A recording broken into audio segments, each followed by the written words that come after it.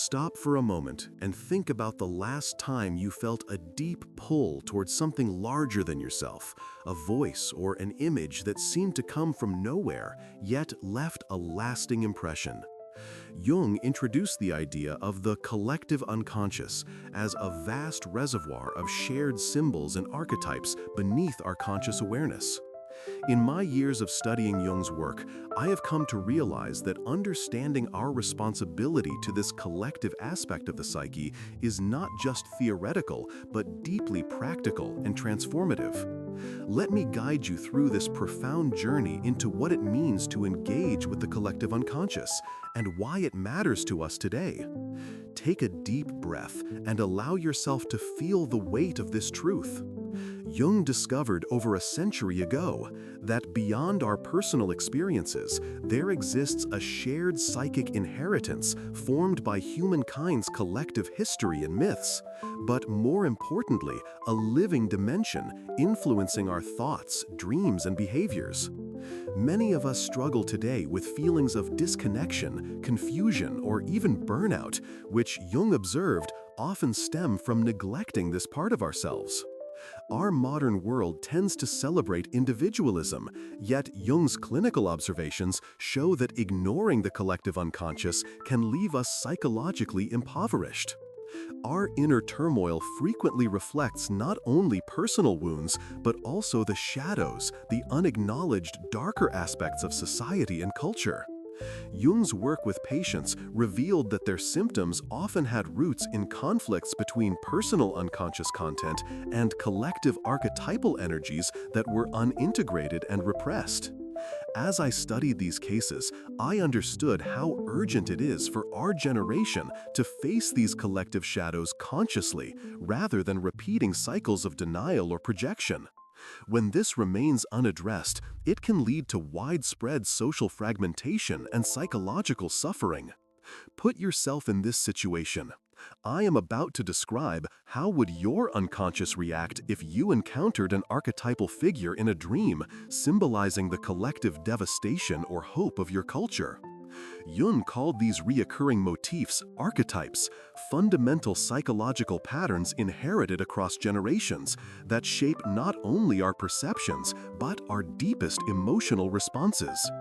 What struck me most about Jung's insights is that these archetypes are not static relics, but dynamic forces inviting us to engage creatively and responsibly.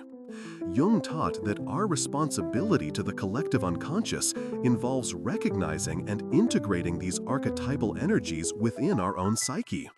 This means acknowledging parts of ourselves that resonate with broader human experiences beyond our individual stories. Take, for instance, Jung's famous case of a patient who kept encountering the shadow figure in her dreams, representing hidden societal fears. By consciously exploring and integrating this shadow, she was able to transform her symptoms into personal and social healing. This example reveals how our inner work with the collective unconscious can ripple outward, impacting community healing and growth. Jung's concept of individuation beautifully captures this process as a journey toward wholeness, where one not only reconciles personal conflicts, but also harmonizes with universal human patterns. This insight overturns the common misconception that psychological development is a solely personal endeavor. Instead, it is an inherently social and mythic calling. Jung's view profoundly challenges us to think of ourselves as custodians of a deeper shared psyche with active roles in cultural evolution. In practical terms, Jung developed methods such as active imagination, where we dialogue with unconscious images and symbols to bring them into conscious awareness.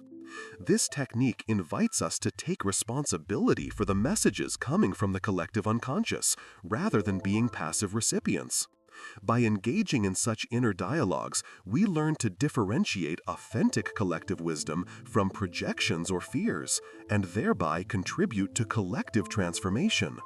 From what I have seen, applying Jung's methods today means dedicating time regularly to introspection, journaling, or creative expression that invites unconscious material to surface.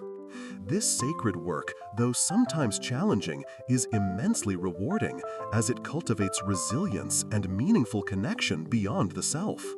It reminds us that our inner world is profoundly intertwined with outer realities, and that healing in one reverberates in the other. Another practical step Jung emphasized is embracing the shadow, both personally and collectively. Understanding that we carry collective prejudices and unrecognized biases within our psyche compels us to own these shadows bravely to prevent them from controlling us unconsciously. Jung believed in human potential to grow through conscious engagement with these difficult aspects of the psyche, rather than repressing or projecting them. And this is why your responsibility to the collective unconscious is so vital. You are part of a living continuum of human consciousness, tasked not only with self-discovery, but also with fostering awareness and healing in the larger cultural field.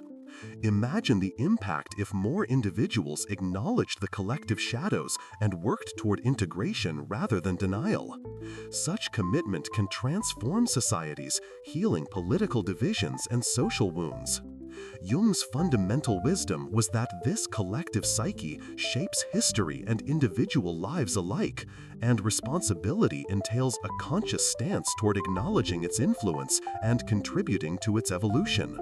So, in summary, Jung wanted us to remember that our responsibility to the collective unconscious involves mindful engagement with shared archetypes and shadows through active inner work, practical methods like active imagination and shadow integration, which leads to personal and cultural transformation. This path is challenging, yet profoundly empowering, opening doors to deeper self-understanding and a richer connection with humanity. When you apply these insights, your life deepens in meaning, and your role in the cultural narrative becomes clear and resonant. I promise that embracing this responsibility will shift how you experience yourself and the world around you. As we continue this exploration, I encourage you to stay curious and courageous, because tomorrow we will dive into an equally crucial question: how do I work with collective shadow without being consumed by it? Jung's insights on this topic are essential to mastering today's responsibility and ensuring our psychological survival amid collective unrest. If this conversation resonates with you, please like, share, and comment with your own experiences and reflections so we can grow this Jungian dialogue together. Subscribe to stay connected on this journey and be ready for tomorrow, because understanding the collective shadow is the next vital step in your psychological transformation, and only then can you truly fulfill your responsibility to the collective unconscious. It is going to be an essential and deeply enlightening next chapter in our Jungian exploration.